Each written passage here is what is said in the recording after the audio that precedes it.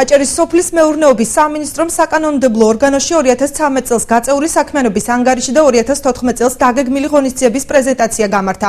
სამინისტრო გასულ წელს რეგიონში დაგეგმილ ყველა პროგრამას წარმატებულად მიიჩნევს. ავთანდილ მესხიძის თქმით 2013 წლის განმავლობაში სამინისტრომ 156 ერთეული მრავალფუნქციური მოტობლოკი შეისყიდა, რომელიც 5-ვე მუნიციპალიტეტის ფერმერებს გადაეცა.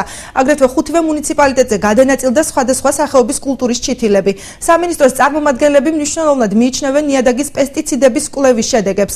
ავთანდილ მესხიძის თქმით, მოსახლეობას პესტიციდების ხარისხთან დაკავშირებით არაერთი პრეტენზია ჰქონდა, თუმცა მათი პრეტენზიები უსაფუძვლო აღმოჩნდა.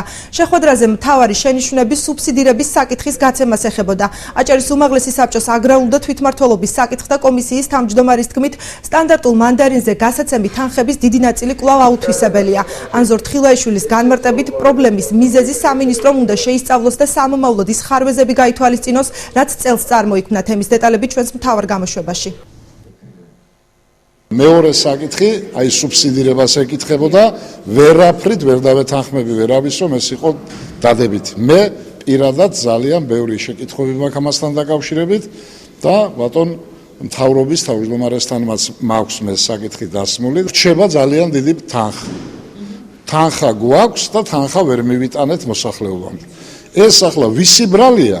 მოდიდან მთავრობამ არ ვიცი, არის მექანიზმი, სადღაც ხარვეზი არის მექანიზმში და ეს მექანიზმი არ არის სადღაც ციდან ჩამოფრენილი.